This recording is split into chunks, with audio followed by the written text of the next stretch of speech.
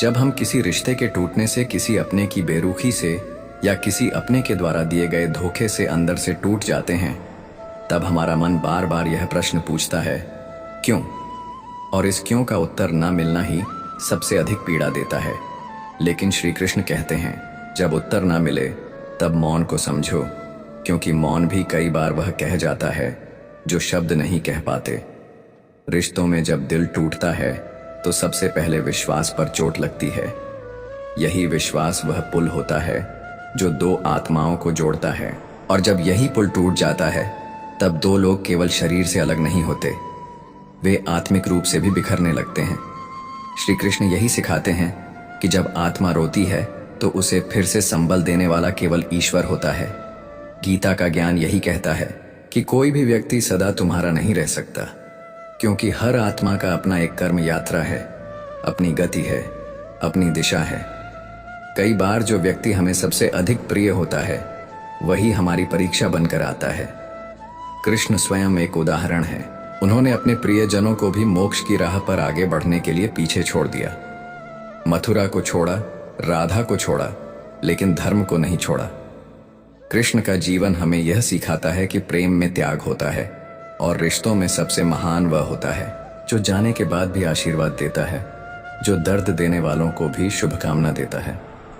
जब कोई तुम्हें छोड़ दे तब यह मत सोचो कि तुम में कोई कमी थी, बल्कि यह समझो कि वह तुम्हारी जीवन यात्रा का केवल एक अध्याय था, पूरी किताब नहीं। जब कोई रिश्ता रुलाए तो कृष्ण कहते हैं, तुम्हारे अंदर इतनी शक्ति है कि तुम अकेले भी मुस्कुरा सकते हो, अगर तुम मुझे अपना सखा मान लो। अर्जुन ने जब युद्ध से भागना चाहा तब कृष्ण ने कहा, तू मेरा मित्र है और मित्र कभी पीछे नहीं हटता। उन्होंने अर्जुन के हाथ में गांधी वापस रखा और कहा कि युद्ध जीवन का ही दूसरा नाम है, और रिश्तों में भी एक प्रकार का युद्ध होता है जहां हमें भावनाओं, अपेक्षाओं और मोह से लड़ना पड़ता है। श्री कृष्ण के अनुसार जब रिश्ते पीड़ा दें तो वहां से एक आध्यात्मिक जागरण का आरंभ होता है। यह पीड़ाएं हमारी आत्मा को झकझोरती है, हमें सवाल करने पर मजबूर करती है, और तब हम ईश्वर की ओर लौटते हैं। वास्तव में जो रिश्ता हमें ईश्वर से जोड़ दे वही रिश्ता सबसे पवित्र होता है।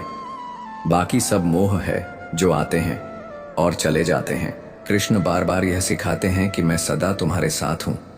जब सब दूर हो जाए तब भी मैं तुम्हारे निकट रहूंगा। जब सब खामोश हो जाए तब मेरी बांसुरी की ध्वनि तुम्हारे कानों तक पहुंचेगी।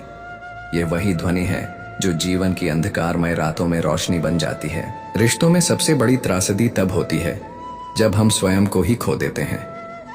हम किसी एक व्यक्ति में इतने डूब जाते हैं कि अपनी पहचान, अपने उद्देश्य, अपनी आत्मा की आवाज तक को भूल जाते हैं, और जब वही व्यक्ति छोड़ जाए तब हमारा अस्तित्व ही डगमगाने लगता है। कृष्ण यही कहते हैं, स्वधर्म निधनम श्रेय पर धर्मो भयावह, अर्थात अपने धर्म और आत्मा के स्वरूप में रहना ही श्रेष्ठ है। दूसरों की पहचान ओढ़ना भय का कारण बनता है। जब आप एक टूटे हुए रिश्ते से बाहर निकलते हो तो अपने अंदर की शक्ति को पहचानने का समय आता है। श्री कृष्ण का स्पष्ट संदेश है, जो बीत गया उसे बीता मानो, और जो आने वाला है उसके लिए खुद को तैयार करो। न अतीत को पकड़ो, न भविष्य से डरो, वर्तमान में जियो। यही सीख एक व्यक्ति को टूटने के बाद फिर से उठना सिखाती है। जब रिश्ते में धोखा मिले तो मन बदले की आग में जलने लगता है, लेकिन श्री कृष्ण सिखाते हैं कि बदले से कभी सुकून नहीं मिलता। क्षमा ही मुक्ति का मार्ग है। वे स्वयं शांति और क्षमा के उदाहरण हैं।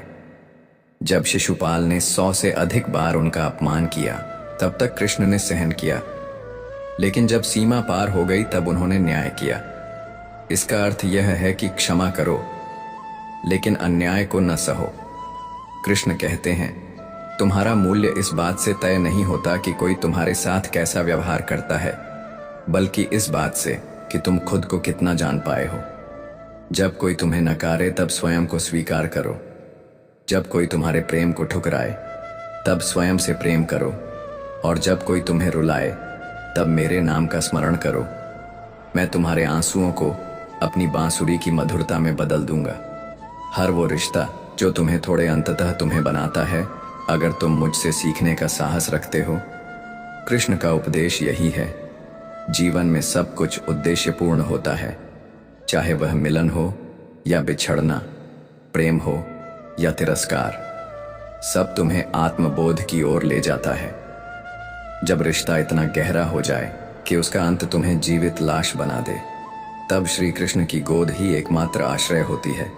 वहां बैठकर रो लेना, बीन बोले, कहना है कृष्ण मुझे सहारा दो, मैं थक गया हूं, और वह तुम्हें थाम लेंगे। उन्होंने हमेशा अपने भक्तों को उठाया है, चाहे वह द्रौपदी हो, अर्जुन हो या सुदामा। कृष्ण यह भी सिखाते हैं कि आत्मा अमर है और आत्मा के रिश्ते शरीर से परे होते हैं। जो रिश्ता आत्मा से जुड़ा होता है वह कभी नहीं टूटता। अगर कोई व्यक्ति तुम्हें सच में प्रेम करता था तो वह प्रेम सदा तुम्हारे पास रहेगा, वह शरीर से जाए तो भी। और जो प्रेम केवल शरीर से था वह एक भ्रम था, मोह था, जिसका टूटना ही अच्छा है।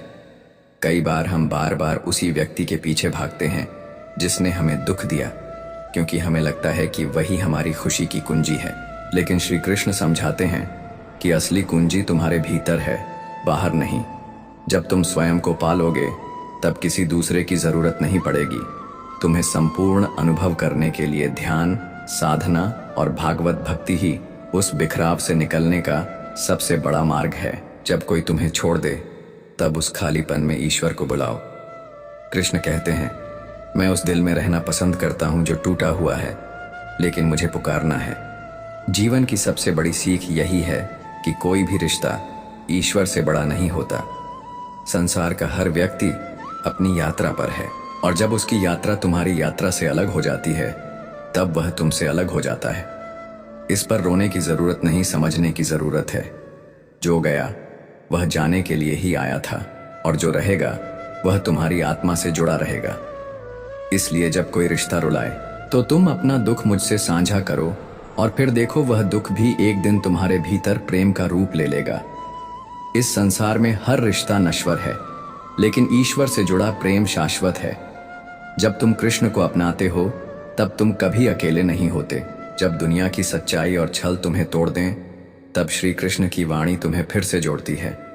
जो भी आज तुम्हें छोड़ रहा है वह कल तुम्हारे जीवन के लिए बाधा बन सकता था, इसीलिए कृष्ण ने उसे समय से पहले हटा दिया। उनका हर निर्णय तुम्हारी भलाई के लिए होता है, भले ही अभी वह समझ में ना आए। श्री कृष्ण कहते हैं, मनुष्य अपने कर्मों से ही बड़ा होता है, अपने रिश्तों से नहीं। जब तुम रिश्तों से ऊपर उठकर कर्म में रम जाओगे तो दुख तुम्हें छू भी नहीं पाएगा। अंततः यही समझ आना चाहिए कि जब कोई रिश्ता रुलाए तब वह तुम्हें चेतना की ऊंचाई पर ले जाने का साधन बन सकता है। यदि तुम उसे समझदारी से देखो, रो लेकिन ठहरो नहीं, टूटो लेकिन फिर से जुड़ो, और जब लगे कि कोई नहीं समझता तब श्री कृष्ण की ओर देखो। वह सदा मुस्कुराकर कहेंगे, मैं हूं। जीवन में जब रिश्ते हमारी उम्मीदों के विपरीत व्यवहार करते हैं, जब किसी अपने का व्यवहार ही हमें भीतर तक तोड़ देता है, जब प्रेम की जगह तिरस्कार, अपनापन की जगह उपेक्षा और साथ की जगह अकेलापन मिल जाता है, तब मनुष्य भीतर से छटपटाता है। वह बार बार सोचता है कि ऐसा क्यों हुआ, किस बात की सजा मिली, क्या मैंने सच्चे मन से प्रेम नहीं किया, क्या मैंने अपने रिश्ते को निभाने में कोई कसर छोड़ी। ऐसे असंख्य प्रश्न जब दिल में जन्म लेते हैं तब उत्तर देने वाला कोई नहीं होता, बस मौन साथ होता है। लेकिन इस मौन में भी जब आप श्री कृष्ण को पुकारना है तब वह कहते हैं, तुम्हारा दुख मेरा है, तुम्हारा आंसू मेरी पीड़ा है, तुम्हारी टूटी उम्मीदें मेरी करुणा बन जाती हैं। श्री कृष्ण यह नहीं कहते कि जीवन में कभी पीड़ा नहीं होगी। वो कहते हैं, जब पीड़ा हो तो मैं साथ हूं, जब मन टूटे तो मैं हूं संबल, जब दुनिया तुम्हें छोड़े तब भी मैं तुम्हारा साथ नहीं छोड़ूंगा। श्री कृष्ण का दर्शन यही सिखाता है कि संसार के सारे रिश्ते परिवर्तनशील हैं, और यह परिवर्तन ही जीवन का नियम है। एक समय जो सबसे अपना लगता है वही समय के फेर में पराया हो जाता है। लेकिन इसका यह अर्थ नहीं कि प्रेम गलत था या रिश्ता व्यर्थ था। हर रिश्ता, हर प्रेम, हर जुड़ाव एक उद्देश्य के साथ आता है। या तो वह तुम्हें कुछ सिखाने के लिए आता है या तुम्हें आगे बढ़ाने के लिए, और जब वह उद्देश्य पूर्ण हो जाता है तो वह रिश्ता स्वयं ही समाप्त हो जाता है। जब कोई रिश्ता टूटता है तब वह केवल बाहरी रूप से समाप्त नहीं होता, वह भीतर की बहुत सारी भावनाओं को भी तोड़ जाता है। विश्वास, उम्मीद, आत्मसम्मान और कई बार जीवन के प्रति आस्था तक डगमगाने लगती है। लेकिन श्री कृष्ण कहते हैं, यही वह समय है जब आत्मा को स्वयं से परिचित होने का अवसर मिलता है। जिस आत्मा को तुमने किसी और के प्रेम में खो दिया था, वही आत्मा अब तुम्हारे भीतर की शक्ति बनकर उभरने को तैयार होती है। टूटना अंत नहीं है, वह पुनर्निर्माण की शुरुआत है। कृष्ण का जीवन यह सिद्ध करता है कि त्याग, प्रेम और संयम से बड़ा कोई धर्म नहीं है। उन्होंने राधा से प्रेम किया, लेकिन मोक्ष का मार्ग चुना। उन्होंने द्रौपदी की रक्षा की, लेकिन कभी उसके अधिकार में बाधा नहीं बने। उन्होंने अर्जुन को ज्ञान दिया, लेकिन निर्णय की स्वतंत्रता उसी को दी। उन्होंने हर रिश्ते को पवित्रता, मर्यादा और उद्देश्य के साथ जिया। इसीलिए जब कोई रिश्ता तुम्हें रुला दे, तो कृष्ण से सीखो, त्याग की, धैर्य की और आत्मविश्वास की। श्री कृष्ण यह भी समझाते हैं कि संसार में कोई भी व्यक्ति पूर्ण नहीं है। हर एक के भीतर दोष है, सीमाएं हैं। लेकिन जब तुम दूसरों की सीमाओं को समझने की कोशिश करते हो, तब तुम्हारे भीतर करुणा जन्म लेती है, और यही करुणा एक टूटे हुए रिश्ते को भी आशीर्वाद में बदल देती है। जब कोई तुम्हें छोड़ दे, तब तुम उसे धन्यवाद दो कि उसने तुम्हें स्वयं की खोज करने का अवसर दिया। सच यह है कि प्रेम कभी नहीं मरता, वह केवल अपना रूप बदलता है। जो प्रेम एक बार सच्चे हृदय से किया गया हो, वह सदा तुम्हारे भीतर ऊर्जा बनकर जीवित रहता है। इसलिए जब कोई साथ छूटे, तब यह मत सोचो कि प्रेम खत्म हो गया, बल्कि यह समझो कि प्रेम अब तुम्हारे भीतर से उभर कर एक व्यापक अनुभव में परिवर्तित हो रहा है। अब वह प्रेम केवल एक व्यक्ति के लिए नहीं है, वह ईश्वर के लिए है, सृष्टि के लिए है और अंततः स्वयं के लिए है। श्री कृष्ण कहते हैं, मैं तुम्हारे सबसे कठिन समय में तुम्हारे सबसे निकट होता हूं। जब तुम्हें लगे कि सब ने साथ छोड़ दिया, तब मेरी बांसुरी की ध्वनि तुम्हारे हृदय तक पहुंचेगी। मैं वहां रहूंगा, तुम्हारे आंसुओं में, तुम्हारी प्रार्थनाओं में, तुम्हारे मौन में। जीवन एक यात्रा है जिसमें हर पड़ाव कुछ सिखाने आता है। रिश्ते इस यात्रा के साथी हैं, कुछ कुछ समय के लिए, कुछ थोड़े लंबे समय के लिए, और कुछ केवल इसलिए कि तुम्हें कुछ समझा सकें। इसलिए किसी के जाने पर दुखी मत हो, बल्कि यह सोचो कि अब नया अध्याय प्रारंभ होने वाला है। सारांश रूप में यदि कहा जाए, तो जब कोई रिश्ता तुम्हें रुलाए, तो उस पीड़ा को दबाव मत, उसे महसूस करो, स्वीकार करो और धीरे धीरे उससे बाहर आकर अपने भीतर के ईश्वर को पुकारो। श्री कृष्ण तुम्हें अकेला नहीं छोड़ेंगे। वह तुम्हारे हर आंसू को सुनते हैं, हर पीड़ा को समझते हैं और हर टूटी उम्मीद को प्रेम से भर देते हैं। वह तुम्हें फिर से खड़ा करना जानते हैं, मुस्कुराना सिखाना जानते हैं और यह समझाना जानते हैं कि जो गया वह केवल समय का एक भाग था, लेकिन जो तुम्हारे साथ रहेगा वह है तुम्हारा आत्मबल, तुम्हारा प्रेम और तुम्हारा कृष्ण। जब कोई रिश्ता रुलाए, तो श्री कृष्ण की वाणी को याद रखो। जो चला गया वह संयोग था, जो मिला वह प्रारब्ध था, लेकिन जो रह गया वही आत्मा का सत्य है। और मैं तुम्हारे भीतर उसी सत्य में हूं। जब हम अकेले रहना सीखते हैं, तो हम अपने भीतर की असली पहचान को खोज पाते हैं, आत्मविश्वास और शांति प्राप्त करते हैं। यह अकेलापन ही हमें जीवन की सच्ची समझ और स्थायित्व प्रदान करता है, जिससे हमारी वैल्यू अपने आप बढ़ जाती है। अकेले जीना सीखो, वैल्यू तभी बढ़ेगी। अकेलापन एक ऐसा विषय है जिसे अक्सर लोग नकारात्मक दृष्टिकोण से देखते हैं। समाज ने हमें सिखाया है कि अकेलापन दुखद होता है, कि अकेले रहना एक समस्या है जिसे हल किया जाना चाहिए, परंतु सच्चाई इससे कहीं अलग है। अकेले जीना सीखो, वैल्यू तभी बढ़ेगी। यह वाक्य न केवल गहरा है, बल्कि जीवन के अनेक पहलुओं को उजागर करता है। यह समझना बहुत जरूरी है कि अकेले रहना नकारात्मक नहीं, बल्कि एक अवसर है आत्मनिर्माण का, आत्मज्ञान का और आत्मनिर्भरता का। जब व्यक्ति अकेला होता है, तो उसके पास स्वयं से जुड़ने का, अपनी कमजोरियों और ताकतों को पहचानने का अवसर होता है। अकेले रहना कोई कमजोरी नहीं, बल्कि एक महान कला है जिसे सीखना हर किसी के बस की बात नहीं होती। अधिकतर लोग दूसरों पर निर्भर रहना पसंद करते हैं, भावनात्मक रूप से, मानसिक रूप से और कई बार भौतिक रूप से भी। पर जब एक व्यक्ति अपने जीवन में यह समझ जाता है कि किसी और की आवश्यकता नहीं है उसकी पहचान को परिभाषित करने के लिए, तब उसकी असली वैल्यू बढ़ती है। जब हम अकेले होते हैं तो हम अपने आप से बातें करते हैं, अपने भीतर झांकते हैं, अपने अतीत को, वर्तमान को और भविष्य को समझने की कोशिश करते हैं। यह आत्मचिंतन हमें जीवन के उन पहलुओं से परिचित कराता है जो शायद भीड़ में रहकर कभी स्पष्ट नहीं होते। इस दुनिया में हर महान व्यक्ति किसी ना किसी समय पर अकेलापन से गुजरा है।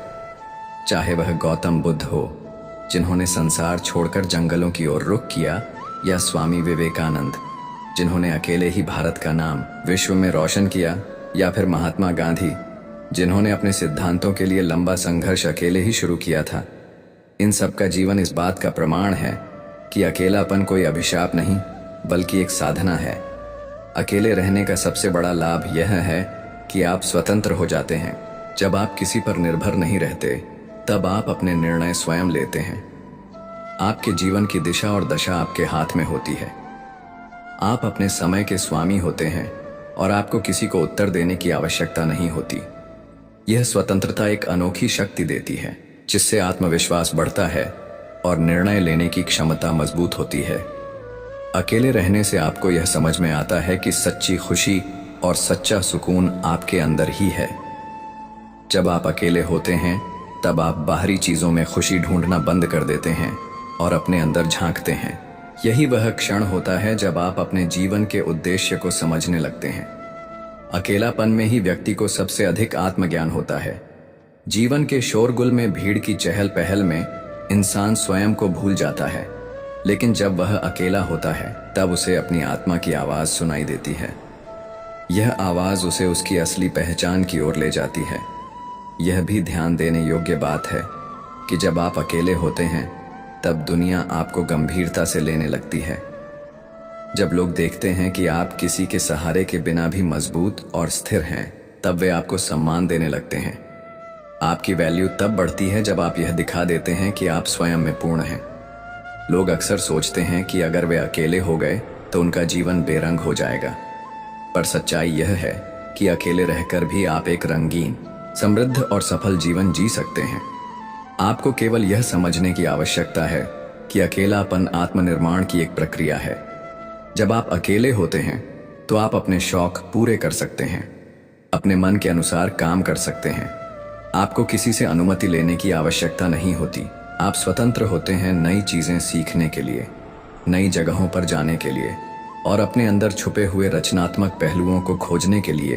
एक और महत्वपूर्ण बात यह है कि अकेले रहने से आपका आत्मसंवाद बेहतर होता है। आप अपने विचारों को स्पष्ट रूप से समझने लगते हैं, अपने निर्णयों पर विश्वास करने लगते हैं और दूसरों के प्रभाव से मुक्त हो जाते हैं। अकेले रहना एक अभ्यास है, यह एक दिन में नहीं आता। शुरुआत में यह कठिन लग सकता है, पर धीरे धीरे जब आप इससे सहज हो जाते हैं तब आप पाते हैं कि अकेलापन आपका सबसे अच्छा साथी बन गया है। यह भी समझना जरूरी है कि अकेलापन और अकेलापन की भावना दो अलग बातें हैं। अकेले रहना एक शारीरिक अवस्था है, जबकि अकेलापन की भावना एक मानसिक स्थिति। अब भीड़ में रहकर भी अकेलापन महसूस कर सकते हैं और एकांत में रहकर भी प्रसन्न हो सकते हैं। जो व्यक्ति अकेले जीना सीख जाता है वह किसी भी परिस्थिति में टिक सकता है। उसे कोई भी परिस्थिति तोड़ नहीं सकती, क्योंकि उसका बल बाहरी चीजों में नहीं बल्कि अंदर से आता है। यह आंतरिक शक्ति ही उसे विशेष बनाती है। हमारे समाज में यह धारणा बन गई है कि खुश रहने के लिए किसी साथी की जरूरत होती है, परंतु जीवन का अनुभव यह बताता है कि अगर आप स्वयं से प्रेम करना सीख जाते हैं तो आपको किसी और की आवश्यकता नहीं होती। अकेले रहने से आपको यह भी पता चलता है कि कौन आपके अपने हैं और कौन केवल आपकी परिस्थिति के साथ ही है। जब आप अकेले होते हैं तो बहुत लोग आपकी जिंदगी से चले जाते हैं और यह एक वरदान होता है, क्योंकि यही समय होता है जब आपके आसपास केवल वे लोग रह जाते हैं जो वास्तव में आपके अपने होते हैं। कई बार हम इसीलिए भी अकेले रहने से डरते हैं क्योंकि हमें आदत हो जाती है दूसरों के साथ होने की। पर जब आप इस आदत से बाहर आते हैं तब आप समझते हैं कि अकेलापन भी एक आनंद है। अकेले रहना मतलब अपने जीवन की बागडोर अपने हाथ में लेना। जब आप अपने निर्णय खुद लेते हैं तब आप अपने कर्मों की जिम्मेदारी भी खुद उठाते हैं। यही आत्मनिर्भरता आपको मजबूत बनाती है। किसी महान कार्य के लिए एकांत और मन की शांति आवश्यक होती है, चाहे वह अध्ययन हो, सृजन हो, साधना हो या आत्ममंथन। यह सभी क्रियाएं अकेले में ही फलदायी होती हैं। इसीलिए अगर आप अपनी वैल्यू बढ़ाना चाहते हैं तो अकेले रहना सीखिए, दूसरों की परवाह कम कीजिए और अपने आप को प्राथमिकता दीजिए, क्योंकि जब तक आप खुद को महत्व नहीं देंगे तब तक दुनिया भी आपको महत्व नहीं देगी। जीवन का सबसे बड़ा सत्य यही है कि हम अकेले आए हैं और अकेले ही जाएंगे। यह संसार, रिश्ते, दोस्त सब अस्थायी हैं। जो स्थायी है वह है आपका आत्मा से संबंध, और वह संबंध तभी प्रगाढ़ होता है जब आप अकेले होते हैं। इसलिए अगर जीवन में कुछ बड़ा करना है, अगर आत्म गौरव पाना है, अगर अपने जीवन को उद्देश्यपूर्ण बनाना है तो अकेले रहना सीखिए, क्योंकि अकेलापन डर नहीं, एक अवसर है स्वयं को खोजने का, निखारने का और एक ऐसी वैल्यू पाने का जो किसी और के भरोसे नहीं, केवल आपके आत्मबल पर आधारित हो। जिस दिन आपने अकेले जीना सीख लिया उस दिन आप किसी के गुलाम नहीं रहेंगे। आप अपने विचारों के, अपनी भावनाओं के और अपने कार्यों के मालिक बन जाएंगे। यही है सच्ची स्वतंत्रता, यही है असली वैल्यू। तो चलिए आज से ही इस दिशा में पहला कदम बढ़ाएं। अकेले रहने से डरिए मत, इसे अपनाइए, इसे समझिए और इसे अपने जीवन का आधार बनाइए। जब आप अकेले चलना सीख जाते हैं तब पूरी दुनिया आपके पीछे चलती है। अकेलापन जब जीवन में आता है तो शुरुआत में वह एक खालीपन की तरह लगता है। ऐसा प्रतीत होता है मानो सब कुछ छिन गया हो, जैसे चारों ओर सन्नाटा हो और कोई उम्मीद न बची हो। परंतु यह प्रारंभिक अवस्था केवल एक भ्रम होती है जो धीरे धीरे छंटने लगती है। जब इंसान स्वयं के साथ समय बिताने लगता है, जैसे जैसे व्यक्ति अकेले रहना स्वीकार करता है और उसे एक साधना की तरह जीने लगता है, वैसे वैसे भीतर की शक्ति जागृत होने लगती है। यह वही शक्ति होती है जो सदियों से सन्यासियों को, साधकों को, चिंतकों को और कर्मवीरों को प्रेरणा देती आई है। जब इंसान अकेला होता है तब उसे किसी और के स्वभाव, आदत या दृष्टिकोण से समझौता नहीं करना पड़ता। वह अपने मूल रूप में जी सकता है, बिना किसी दिखावे, बिना किसी सामाजिक दबाव के। यह स्थिति इतनी शुद्ध और शक्तिशाली होती है कि व्यक्ति को अपने अस्तित्व का असली अनुभव होता है। अकेले रहकर व्यक्ति को सबसे पहला लाभ यह होता है कि वह आत्म अवलोकन करता है। दिन भर की व्यस्तता, दुनिया की चहल पहल, रिश्तों की जटिलता जब दूर हो जाती है तब मन शांत होता है और वह अपनी गहराइयों में उतरता है। यहीं से शुरू होता है आत्मज्ञान का सफर। अक्सर देखा गया है कि जो व्यक्ति अकेले रहना जानते हैं वे ज्यादा क्रिएटिव होते हैं, क्योंकि उनकी ऊर्जा बिखरती नहीं बल्कि केंद्रित रहती है। वे अपने समय और सोच को एक दिशा दे पाते हैं और यहीं से जन्म लेती है रचनात्मकता, नवाचार और गहरी समझ। महान कलाकारों, लेखकों, दार्शनिकों और वैज्ञानिक का इतिहास इसका साक्षी है कि उन्होंने अकेले रहकर ही सबसे बड़े विचारों की रचना की। न्यूटन को गुरुत्वाकर्षण का नियम अकेले में समझ आया, बुद्ध को निर्वाण अकेले में मिला और महावीर ने अपना संपूर्ण जीवन एकांत में व्यतीत किया। यह संसार जब तक आपसे किसी स्वार्थ के लिए जुड़ा रहता है तब तक वह आपको महत्व देता है, लेकिन जैसे ही आप अपने बल पर खड़े हो जाते हैं तब लोग हैरान होते हैं और आपकी वैल्यू खुद ब खुद बढ़ जाती है। अकेलापन आपको यह भी सिखाता है कि कौन आपके अपने हैं और कौन केवल आपके अच्छे समय के साथ ही अकेले होने पर लोग आपके जीवन से हटने लगते हैं। यह एक स्वाभाविक प्रक्रिया है, लेकिन इस प्रक्रिया के बाद जो लोग आपके साथ बचते हैं वही आपके जीवन के असली रत्न होते हैं।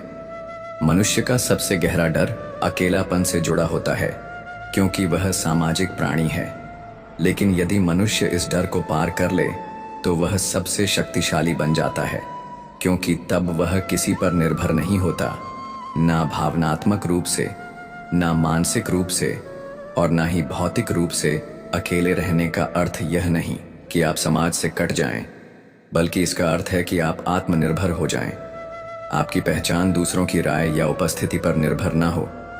जब यह स्थिति आती है तब व्यक्ति आत्मसम्मान से भर जाता है। अकेलापन व्यक्ति को सहनशील बनाता है। जब कोई आपके साथ नहीं होता तब आप स्वयं को संभालना सीखते हैं। यह सीख किसी किताब में नहीं मिलती, यह केवल अनुभव से आती है, और यही अनुभव आपको महानता की ओर ले जाता है। एक समय ऐसा आता है जब आप अकेले रहना पसंद करने लगते हैं। यह कोई दुख नहीं होता, यह एक सुख होता है, वह सुख जो भीड़ में नहीं मिल सकता। मनुष्य की सबसे बड़ी विजय यह होती है जब वह स्वयं से प्रेम करना सीख जाता है, जब वह स्वयं को अपनाता है, अपनी कमियों और खूबियों के साथ। यही आत्म स्वीकृति उसे बाहर की दुनिया से स्वतंत्र बनाती है। जब आप खुद को समझ लेते हैं तब आपको दूसरों को समझने की जरूरत ही नहीं पड़ती, क्योंकि तब आपकी दुनिया आपके भीतर ही सजीव हो जाती है। अकेले रहना व्यक्ति के आत्मबल को बढ़ाता है। वह मानसिक रूप से अधिक स्थिर और मजबूत हो जाता है। उसके निर्णय अधिक स्पष्ट और सटीक होते हैं, क्योंकि उसमें किसी बाहरी हस्तक्षेप का प्रभाव नहीं होता। जो व्यक्ति अकेले रहकर खुश रहना सीख जाता है वह संसार के किसी भी कोने में जाकर सफल हो सकता है, क्योंकि उसके पास वह आधार होता है जो किसी अन्य से नहीं बल्कि खुद से आता है। कई बार अकेलापन व्यक्ति को तोड़ता नहीं बल्कि उसे एक नई दिशा देता है। जब सारे रास्ते बंद होते हैं तब एक नया रास्ता भीतर से निकलता है। यही रास्ता आत्मविकास का रास्ता होता है। अकेलापन में इंसान को यह समझ में आता है कि असली जीवन वह नहीं है जो बाहर दिखाई देता है, बल्कि वह है जो भीतर घटित होता है। इस स्थिति में व्यक्ति साक्षी भाव में आ जाता है। वह अपने जीवन को एक दर्शक की तरह देखने लगता है। उसे अब प्रतिक्रियाएं नहीं करनी होती, वह केवल अनुभव है, करता है और सीखता है। ऐसे व्यक्ति का जीवन एक ध्यान की तरह हो जाता है। उसकी हर गतिविधि में शांति, सच्चाई और संतुलन झलकता है। दुनिया अक्सर तेज रफ्तार की ओर भागती है, लेकिन अकेलापन सिखाता है कि रुकना भी जरूरी है, क्योंकि रुक कर ही आप देख सकते हैं कि आप कहाँ हैं और कहाँ जाना है। जो लोग हमेशा दूसरों की संगति में जीते हैं उन्हें यह समझने का समय ही नहीं मिलता कि वे वास्तव में क्या चाहते हैं।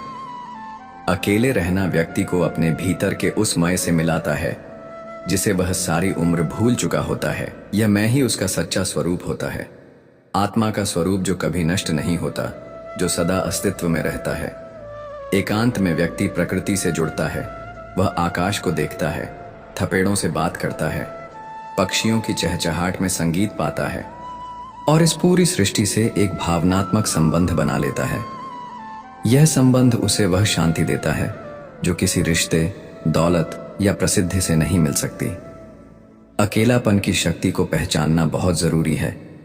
यह शक्ति निर्माण करती है सोच का, आत्मा का, व्यक्तित्व का। यदि युवा वर्ग यह सीख लें कि अकेले रहना कमजोरी नहीं बल्कि एक ताकत है, तो वे एक ऐसी पीढ़ी बना सकते हैं जो आत्मनिर्भर, सशक्त और सुसंस्कृत होगी। समय की मांग है कि हम अपने अंदर झांकें, अपने मूल्यों की पुनः समीक्षा करें और यह समझें कि जब तक हम खुद को नहीं जानेंगे तब तक हम किसी और को नहीं जान सकते। जब आप अकेले रहना सीख लेते हैं तब आप यह भी समझने लगते हैं कि जीवन में कौन सी चीजें वास्तव में मूल्यवान हैं। सत्य, करुणा, प्रेम, सादगी और आत्मज्ञान। आपका जीवन एक यात्रा बन जाता है, बाहरी नहीं बल्कि आंतरिक। और यह यात्रा सबसे सुंदर होती है क्योंकि इसमें कोई झूठ नहीं, कोई छल नहीं होता, केवल आप और आपका अस्तित्व होता है। जिस दिन आप अकेले बैठकर मुस्कुरा पाए, उस दिन समझ लीजिए कि आपने जीवन का सबसे बड़ा मंत्र सीख लिया है। अकेले रहना कला है, साधना है और सफलता की कुंजी भी। अकेलापन की यात्रा आसान नहीं होती, लेकिन यह जीवन की सबसे शिक्षाप्रद यात्रा होती है। यह वह मार्ग है जो बाहर की दुनिया से अधिक भीतर की दुनिया की ओर ले जाता है। जब कोई व्यक्ति इस यात्रा पर निकलता है तो शुरुआत में उसे अनेक प्रकार की भावनाओं घेरे रहती है। डर, चिंता, असुरक्षा और भ्रम। उसे यह महसूस होता है कि अब कोई साथ नहीं है, कोई सुनने वाला नहीं है, कोई समझने वाला नहीं है। लेकिन जैसे जैसे वह व्यक्ति इस अकेलापन को अपनाता है, वैसे वैसे उसे एहसास होता है कि उसने जितना बाहर खोजा उससे कहीं अधिक उत्तर उसके भीतर ही थे। एकांत में मनुष्य का मन अधिक स्पष्ट होता है। वह उन आवाजों को सुन पाता है जो शोर में दब जाती थीं। उसे अपने विचारों की गति, अपनी भावनाओं की तीव्रता और अपने मन की चाल का साक्षात्कार होता है। यही आत्मबोध की पहली सीढ़ी है। जैसे ही व्यक्ति इस सीढ़ी पर चढ़ता है, उसे एहसास होता है कि उसकी अब तक की चिंता, असुरक्षा और दुख केवल बाहरी आश्रय पर आधारित थे। जब इन आश्रयों को छोड़कर वह अपने भीतर शरण लेता है, तभी उसकी असली शक्ति जागती है। अकेलापन में समय भी अलग तरह से चलता है। जब व्यक्ति भीड़ में होता है तो समय एक रफ्तार में भागता हुआ प्रतीत होता है, लेकिन जब वह अकेले होता है तो समय थम जाता है। हर क्षण विस्तारित हो जाता है, जैसे कोई गहरी नदी जिसमें डूबकर व्यक्ति स्वयं से मिल सकता है। यही वह क्षण होते हैं जो जीवन के सबसे निर्णायक क्षण बनते हैं। यहीं से वह आत्मनिर्भरता की ओर बढ़ता है। अकेलापन व्यक्ति को आत्मसंयम सिखाता है। जब कोई आसपास नहीं होता, तब व्यक्ति को अपने विचारों, इच्छाओं और प्रतिक्रियाएं पर नियंत्रण करना होता है। यही आत्मसंयम एक ऐसा गुण है जो व्यक्ति को समाज में सम्मान दिलाता है।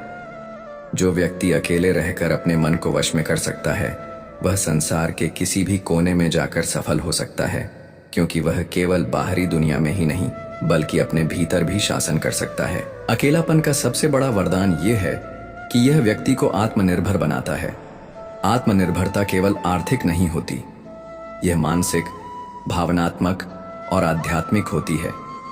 जो व्यक्ति भावनात्मक रूप से आत्मनिर्भर होता है, वह किसी और के व्यवहार से प्रभावित नहीं होता। उसकी खुशी, उसकी शांति, उसका आत्मविश्वास दूसरों की उपस्थिति या अनुपस्थिति पर निर्भर नहीं करता। वह अपने भीतर की स्थिति से संचालित होता है। ऐसे व्यक्ति की सोच अधिक स्वतंत्र और मौलिक होती है। वह अपनी राह खुद बनाता है, अपने निर्णय स्वयं लेता है। वह किसी की नकल नहीं करता। वह समाज के ढांचे में फिट होने की कोशिश नहीं करता, बल्कि वह स्वयं एक नया ढांचा बनाता है। ऐसे लोग ही परिवर्तन के वाहक बनते हैं। अकेले रहकर जीने वाले लोग अधिक संवेदनशील होते हैं, क्योंकि वे खुद को महसूस करते हैं। वे दूसरों की भावनाओं को भी बेहतर समझते हैं, लेकिन उनके भीतर एक संतुलन होता है। वे अपने भावनात्मक अनुभवों को जीवन की दिशा निर्धारित करने के लिए उपयोग करते हैं, ना कि उन्हें कमजोर बनाने के लिए। अकेलापन व्यक्ति को अध्यात्म की ओर ले जाता है। जब सभी बाहरी सहारे छीन जाते हैं, तब वह एक ऐसे सहारे की तलाश करता है जो कभी न छूटे। यही तलाश उसे ईश्वर, आत्मा और परम शांति की ओर ले जाती है। वह धीरे धीरे समझने लगता है कि जीवन केवल भौतिक नहीं है, बल्कि यह एक गहरी, दिव्य और रहस्यमय प्रक्रिया है। जब व्यक्ति इस दिव्यता को अनुभव करता है, तब वह भीतर से स्थिर हो जाता है। उसका मन अब उतार चढ़ाव से नहीं हिलता। वह प्रसन्नता में भी शांत रहता है और दुख में भी संयमित। यही संतुलन जीवन की सबसे बड़ी उपलब्धि है। अकेलापन व्यक्ति को उस अवस्था तक ले जाता है जहां वह हर परिस्थिति में स्वयं के प्रति ईमानदार रहता है। वह दिखावे से मुक्त हो जाता है। उसे यह परवाह नहीं होती कि दुनिया क्या कहेगी, क्योंकि वह अब स्वयं को जान गया होता है। जो लोग अकेले रहना सीख जाते हैं, वे संबंधों को और बेहतर समझते हैं। वे अब संबंधों में अपनी पहचान खोने की बजाय अपनी पहचान के साथ जुड़ते हैं। वे रिश्तों में अधीन नहीं होते, वे बराबरी के साथ जुड़ते हैं। उनका प्रेम सच्चा होता है, क्योंकि वह अपेक्षा से नहीं, स्वीकृति से भरा होता है। इस तरह अकेलापन व्यक्ति को परिपक्व बनाता है। वह जीवन के उस स्तर पर पहुंचता है जहां उसे किसी प्रमाण की आवश्यकता नहीं होती। उसका आचरण ही उसका प्रमाण होता है। यह अवस्था तभी आती है जब व्यक्ति अकेले रहकर अपने अस्तित्व को समझ लेता है। तब उसे यह समझ में आता है कि जीवन की सबसे बड़ी उपलब्धि स्वयं को खोकर दूसरों में मिलना नहीं, बल्कि स्वयं को पाकर अपने भीतर की शांति में जीना है। कई बार हम सोचते हैं कि अकेले होने का अर्थ है असफल होना, लेकिन सच्चाई यह है कि अकेले रहना एक बहादुरी है। यह वह हिम्मत है जो बहुत कम लोगों में होती है, क्योंकि अकेले रहना मतलब है खुद के सामने खड़े होना, खुद से सवाल करना खुद को जवाब देना और खुद को बदलना। अकेले रहने का अभ्यास जब जीवन में एक स्थिरता ले आता है, तब व्यक्ति जीवन की गहराइयों को समझने लगता है। उसे यह अनुभव होता है कि दुख और सुख स्थायी नहीं है, कि समय बदलता रहता है, और कि सबसे बड़ी सच्चाई यही है कि हम सभी को अंत में खुद के साथ ही रहना है। इस सच्चाई को समझना व्यक्ति को भयमुक्त बनाता है।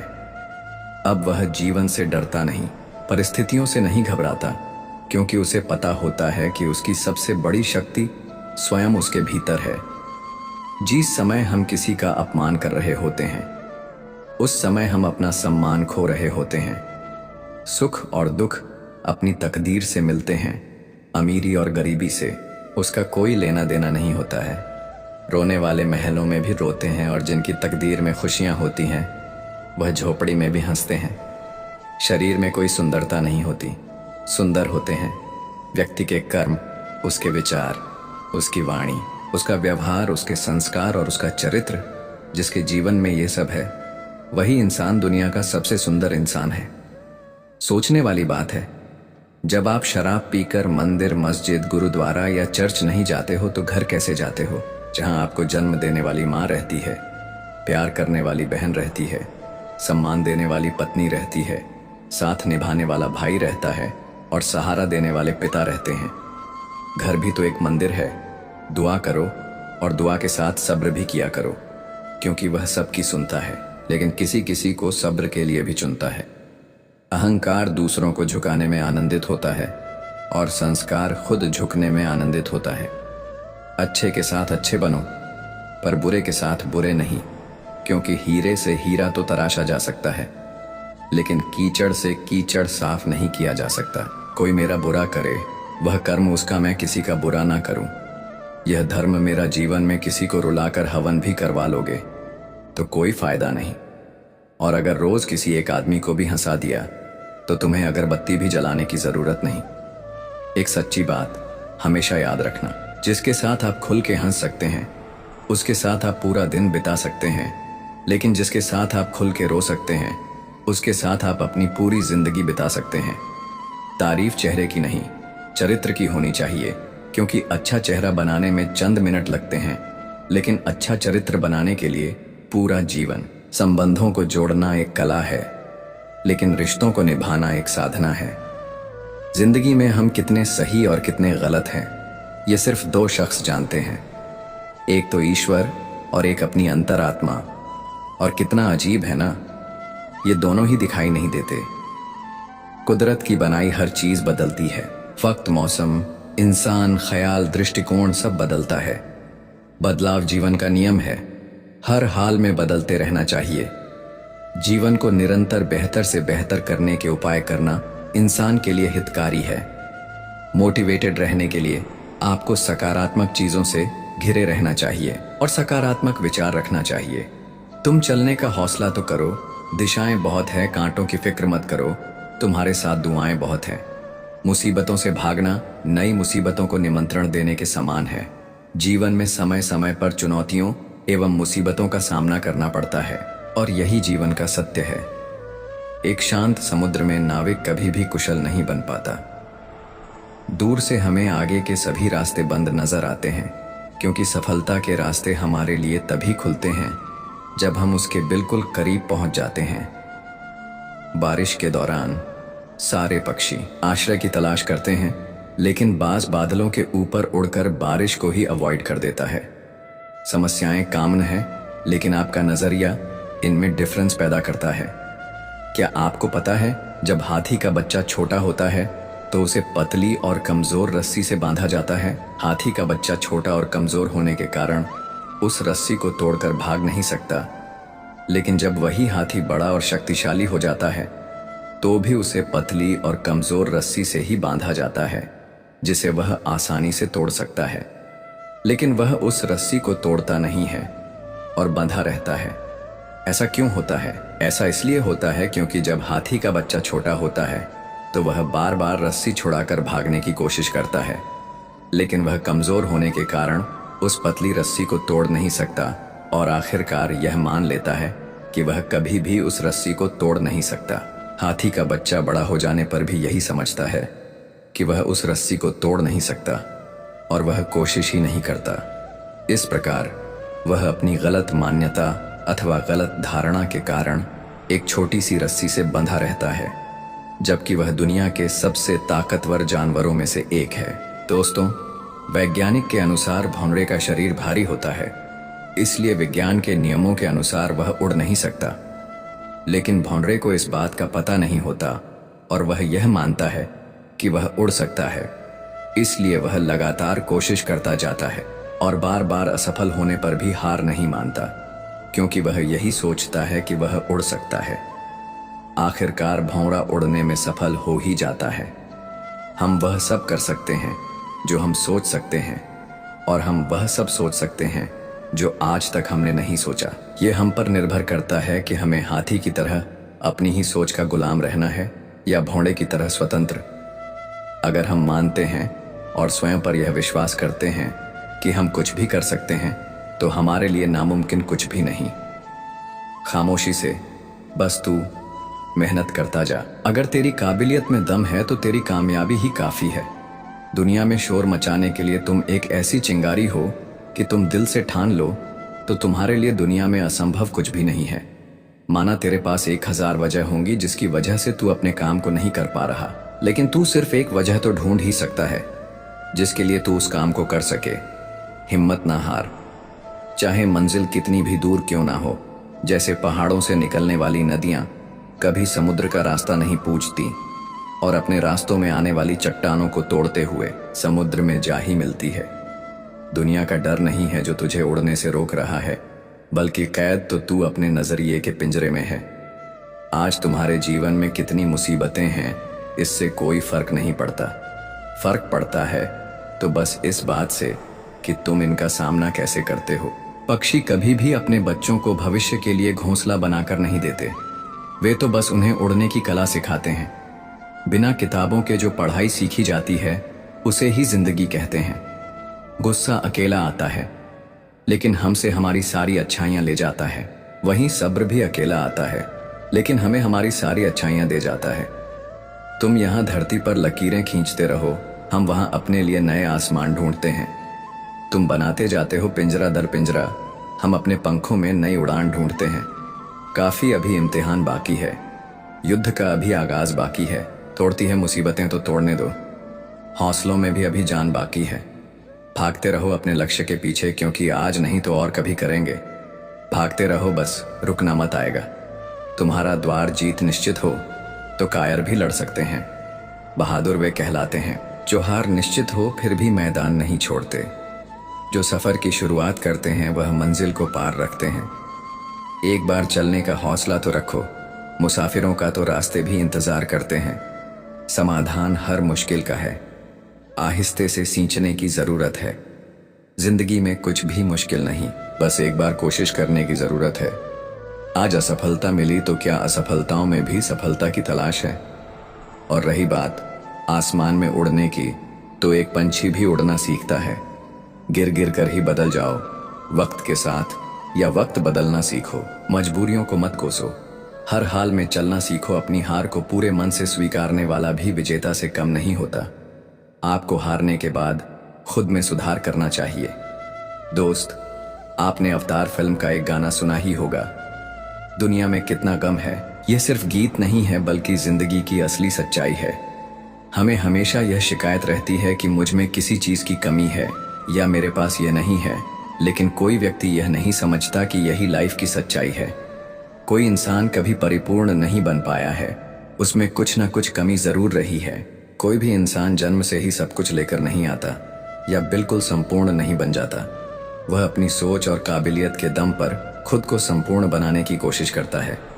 इसकी गहराई में जाने से पहले मैं आपके साथ एक कहानी शेयर करना चाहता हूँ। किसी जंगल में एक पेड़ पर नवरंग पक्षी रहती थी जो बहुत ही सुंदर थी। जंगल में वह सबसे सुंदर थी। सभी पशु पक्षी उसे श्रेष्ठ मानते थे। जब भी कोई उसकी सुंदरता की तारीफ करता तो वह खुश हो जाती। बसंत का महीना था। एक दिन कोयल अपनी मधुर आवाज से सबके कानों को खुश कर रही थी। जब नवरंग के कानों में उसकी आवाज पड़ी तो उसकी सारी खुशी फीकी पड़ गई और उसे आभास हुआ कि बेशक उसके पंख सुंदर है, वह खूबसूरत है, लेकिन उसकी आवाज उतनी अच्छी नहीं है। वह कोयल की तरह नहीं गा सकती। इसी दुख में वह उदास होकर बैठी हुई थी। तभी उसका एक दोस्त बंदर वहां आ पहुंचा। नवरंग ने अपनी सारी परेशानी बंदर को सुनाई। बंदर जोर जोर से हंसने लगा और बोला, तुम कितनी बेवकूफ हो। तुमने यह तो देखा कि तुम्हारे पास कोयल जैसी आवाज नहीं है, लेकिन क्या तुमने यह देखने की कोशिश की कि कोयल के पास तुम्हारे जैसी सुंदरता नहीं है। बंदर ने कहा, ईश्वर ने सभी को अलग अलग काम और उद्देश्य के लिए बनाया है और सभी को अलग अलग प्रकार की प्रतिभाएं दी हैं। इसीलिए तुम्हें अपनी प्रतिभा को निखारना चाहिए और अपनी प्रतिभा पर गर्व करना चाहिए। दोस्त, इस छोटी सी कहानी से हमें यह समझ आ जाता है कि भगवान ने सबको समान रूप, रंग, गुण, प्रतिभा नहीं दी, बल्कि सब हमारी आंखों का धोखा है कि दूसरों के पास हमसे ज्यादा काबिलियत है या दूसरे हमसे बेहतर है, और इसी तरह हम हमेशा खुद को कम आंक जाते हैं। जब आप किसी से ईर्ष्या करते हैं तो आपका ज्यादा से ज्यादा ध्यान दूसरों के बारे में सोचते हुए ही गुजरता है। आप दूसरों के बारे में ही ज्यादा से ज्यादा सोचने लगते हैं। इसका नतीजा यह होता है कि हम अपने इमोशंस को कंट्रोल नहीं कर पाते और हमारे साथ कुछ ना कुछ बुरा होते ही रहता है। यदि आपको अपनी लाइफ को बेहतर बनाना है तो आपको अपनी भावनाओं पर काबू रखना होगा। दोस्तों, हमारे अंदर इच्छाएं कई तरह की होती हैं। सफलता प्राप्त करने की इच्छा, अपने मकसद को पाने की इच्छा, कुछ कर गुजरने की इच्छा, लाइफ को मीनिंगफुल बना देने वाली चीज के लिए की इच्छा, कुछ बढ़िया करने की इच्छा। लेकिन ज्यादातर लोग मन में कुछ इच्छाएं लिए ही कब्र में चले जाते हैं। यदि आप जीवन जी रहे हैं तो आपके पास एक उद्देश्य जरूर होगा, लेकिन यदि आप जीवन को सिर्फ काट रहे हैं तो मैं शर्त हूं कि आपकी लाइफ में उद्देश्य की कमी है। क्या वाकई आपके पास कोई उद्देश्य है भी, या आप बिना उद्देश्य के लाइफ की गाड़ी को आगे लेकर जा रहे हैं? याद रखिए, आपका उद्देश्य ही आपके अंदर कुछ करने की लगन पैदा करता है। आपको एक उद्देश्य बनाना होगा और उसे पूरे लगन के साथ पूरा करने में जुट जाना होगा। जिंदगी में समस्याओं का आना जाना लगा ही रहता है। कई बार तो ऐसा भी लगने लगता है कि सब खत्म हो गया, जिंदगी बहुत बेकार है और मैं क्यों जी रहा हूं। लाइफ हमें बहुत बार ठोकर मारती है, लेकिन वास्तव वह हमें ठोकर नहीं मार रही होती। वह तो बस हमारी एक छोटी सी परीक्षा ले रही होती है कि हम बुरे से बुरे परिस्थिति का सामना कैसे करते हैं और अपनी जिंदगी को कैसे बेहतर बनाते हैं। क्या आप हर दिन खुद से एक सवाल पूछते हैं? सवाल है, क्या आपकी लाइफ में कोई उद्देश्य है? और यदि है तो क्या आप अपनी लाइफ में अपने उद्देश्य के करीब पहुंच रहे हैं? क्या आप स्वार्थी बनकर खुद के बारे में ही सोच रहे हैं या दूसरों के लिए भी आपको कुछ करना है? क्या आपने कुछ जिम्मेदारियां अपने कंधों पर डाल रखी हैं, या फिर आप ऐसे ही चले जा रहे हैं? अपने उद्देश्य को पाने के लिए कोई साफ लक्ष्य है भी या नहीं? यदि है तो उसके लिए कड़ी मेहनत कर रहे हैं या सिर्फ सपने में ही पूरा हो जाने का इंतजार कर रहे हैं? यदि आप इन प्रश्नों के जवाब ना शब्द से दे रहे हैं तो आपकी लाइफ में बहुत ज्यादा बदलाव की जरूरत है और आप हर दिन का अपना समय बर्बाद कर रहे हैं। एक बात हमेशा याद रखिए, लाइफ हमें उसी हिसाब से सब कुछ देती है जिस हिसाब से हम उसे देते हैं। यह प्रकृति का सिद्धांत है। हमें वही सब मिलेगा जो हम देंगे। यदि हम बबूल का पेड़ लगाएंगे तो हमें आम कहाँ नसीब होगा। बबूल के पेड़ में आम तो नहीं लगते, तो हम ऐसा क्यों करते हैं कि लाइफ को कुछ अलग ही देते हैं और पाना कुछ अलग ही चाहते हैं। ज्यादातर लोग लाइफ में कुछ भी अचीव नहीं कर पाते और इसके पीछे एक सबसे बड़ा कारण होता है, लोग क्या कहेंगे। एक कहानी सुनाता हूँ। रामू और उसकी पत्नी मीना अपने घोड़े पर बैठकर सफर के लिए निकले थे। रास्ते में कुछ लोगों ने उनसे कहा, कैसे निर्दयी लोग हैं, घोड़े की जान लेकर रहेंगे। ऐसा भी कोई करता है? दो लोग एक छोटे से घोड़े पर। जैसे ही रामू ने यह सुना, वह घोड़े से उतरकर पैदल चलने लगा। कुछ दूर सफर करने के बाद रास्ते में उन्हें कुछ औरतें दिखीं, जिन्होंने मीना से कहा, बेचारा पति पैदल चल रहा है और देखो इस महारानी को घोड़े पर कितनी शान से बैठी है और सफर का आनंद ले रही है। मीना ने जब यह सुना तो उसने अपने पति को घोड़े पर बैठने के लिए कहा और वह खुद पैदल चलने लगी। कुछ दूरी तय करने के बाद फिर से कुछ लोग मिले, जिन्होंने रामू से कहा, कैसा आदमी है, अपनी पत्नी को पैदल चलने दे रहा है और खुद घोड़े पर शान से राजा की तरह बैठा है। यह सुनने के बाद रामू फौरन घोड़े से नीचे उतर गया। अब दोनों पैदल चलने लगे। अब रामू और मीना दोनों खुश थे कि लोग उन्हें कुछ नहीं कहेंगे। लेकिन कुछ दूर चलने के बाद फिर से कुछ लोगों ने कहा, देखो यह दोनों कैसे गद्दे हैं जो घोड़े की सवारी न करके पैदल चल रहे हैं। घोड़े ने क्या किस्मत पाई है दोस्तों। आपने एक गाना तो सुना ही होगा, कुछ तो लोग कहेंगे लोगों का काम है कहना छोड़ो, बेकार की बातों में बीत न जाए रहना। आप कुछ भी काम करेंगे, लोग आपको हजारों तरह की बात बोलेंगे, अपनी अपनी राय देंगे और लोगों को फ्री में सलाह बांटने की बड़ी बीमारी होती है और आज तक इसका कोई इलाज मार्केट में अवेलेबल नहीं है। यदि आप इस वजह से कुछ नहीं कर रहे कि लोग क्या कहेंगे, तो आप अपनी लाइफ में कभी भी कोई बड़ा मुकाम हासिल नहीं कर सकते। जब आप कोई नया काम शुरू करते हैं जिसमें आपको विश्वास होता है कि आप सफल हो सकते हैं, लेकिन चंद लोगों की बातों को सुनकर जब आप अपने हौसले को कमजोर करते हैं, तो इसमें आपकी ही गलती है। इस बात को याद रखिए, जब आप सफल होने के लिए स्ट्रगल कर रहे होते हैं तो आपकी मुलाकात ऐसे प्राणियों से होगी जो आपकी टांग खींचेंगे आपको आगे बढ़ने से रोकने के लिए। उनके शब्द आपको कमजोर कर सकते हैं, लेकिन आपको उन्हें इग्नोर करके आगे बढ़ना होगा। इस बात को गांठ बांधकर चलना होगा कि लाइफ में ऐसे नमूने आएंगे ही, लेकिन सफल आपको होना है, किसी दूसरे को नहीं। लाइफ में बहुत सी चीजों को नजरअंदाज करना होता है। हर मोड़ पर हमें एक से बढ़कर एक ज्ञान देने वाले मिलेंगे। कुछ लोग अपने अनुभवों को आपके साथ शेयर करेंगे, कुछ लोग आपकी टांग खींचेंगे, कुछ लोग एक लक्ष्य लेकर चलेंगे कि आपको वह हमेशा दिखाएं, आपको कमजोर बनाएंगे, लेकिन आपको इग्नोर करना सीखना होगा। लोगों की बातों को दिमाग से मत लगाइए। हाँ, कुछ लोग होंगे जो अपने अनुभवों को आपके बीच रखेंगे, आप उनसे सीख सकते हैं, लेकिन जरूरी नहीं कि उनकी लाइफ में जो हुआ आपके साथ भी वही चीज हो। सबसे ज्यादा जरूरी यह है कि आपको जो सही लगता है आप वही कीजिए। आप दूसरों के अनुभवों से सीखिए, लेकिन कुछ चीजों को इग्नोर करके आगे बढ़ना भी जरूरी है। न रात की खबर लगी, न जाने कब सवेरा हुआ, न जाने कब मुसीबतों से यारी हुई, न जाने कब मेहनती मिजाज मेरा हुआ।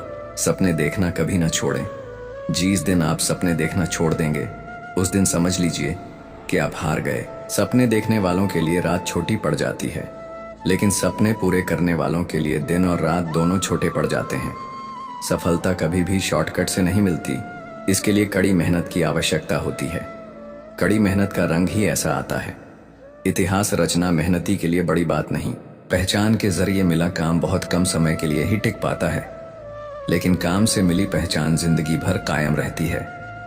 देख लेना, जिंदगी में मेहनत से मिले फल का स्वाद किस्मत से मिले फल के स्वाद से ज्यादा मीठा लगेगा। मैं काम, कड़ी मेहनत और लंबे समय तक काम करने में यकीन करता हूँ। इंसान अधिक काम करने से नहीं टूटता, बल्कि चिंता और असंतोष से टूटता है। थपेड़ों ने शर्तें नहीं मानी तो कट गए, गमलों ने हदें तय की तो सहारे मिले।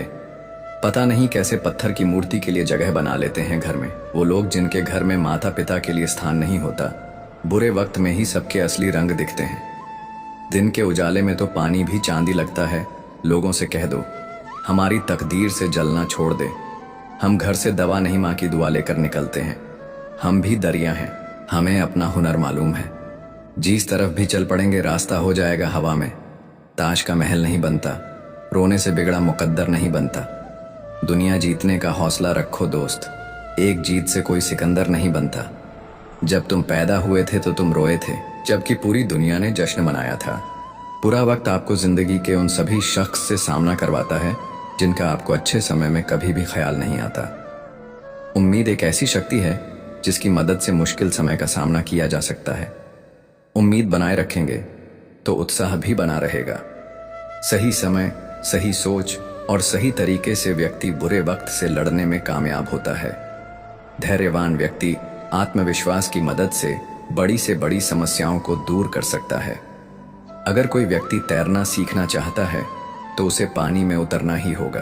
किनारे पर बैठकर कोई भी अच्छा तैराक नहीं बन सकता। जीवन में तूफान का आना भी जरूरी है, क्योंकि तभी हमें पता चलता है कौन हाथ पकड़कर साथ चलता है और कौन साथ छोड़कर जाता है। तकदीर भी बदलेगी, तू हिम्मत ना हार मेरे दोस्त। तेरे हाथों की लकीरें भी बदलेंगी। कठिन रास्तों से कभी ना घबराएं, क्योंकि कठिन रास्ते हमेशा खूबसूरत मंजिल की ओर लेकर जाते हैं। ना कोई कठिनाई ना कोई तकलीफ, तो क्या मजा है। जीने में बड़े बड़े तूफान थम जाते हैं जब आग लगी हो सीने में डूबकर मेहनत करो अपने आज में, ताकि कल जब उभरो सबसे अलग निखर कर आओ। अगर जिंदगी में कुछ अलग करना चाहते हो तो भीड़ का हिस्सा कभी मत बनो, क्योंकि भीड़ साहस तो देती है मगर पहचान छीन लेती है। जिन्होंने मुझे ठुकरा दिया, मेरा वक्त देखकर मैं कसम खाता हूं एक दिन ऐसा वक्त लाऊंगा कि मुझसे मिलना पड़ेगा उन्हें वक्त लेकर। सफलता इसमें नहीं है कि आप कितने बड़े सपने देखते हैं, बल्कि सफलता इस बात में है कि आप अपने छोटे से छोटे सपने को भी कितने जुनून से पूरा करते हैं। जहां कोशिशों का कद बड़ा होता है वह नसीबों को भी झुकना पड़ता है। अपने स्वयं के मन को जानना ही हमारी सभी समस्याओं का समाधान है।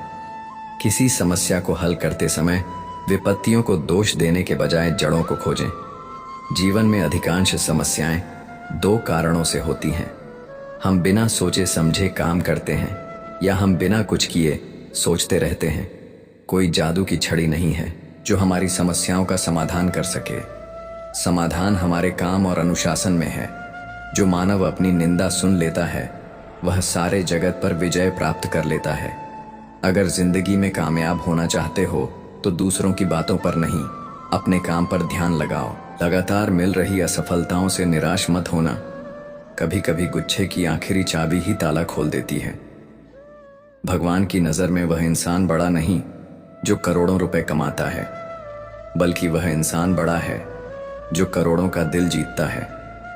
अंदाजा ताकत का लगाया जा सकता है, किसी के हौसले का नहीं। जो व्यक्ति अपने कदमों की काबिलियत पर भरोसा रखते हैं वही अक्सर अपनी मंजिल पर पहुंचते हैं।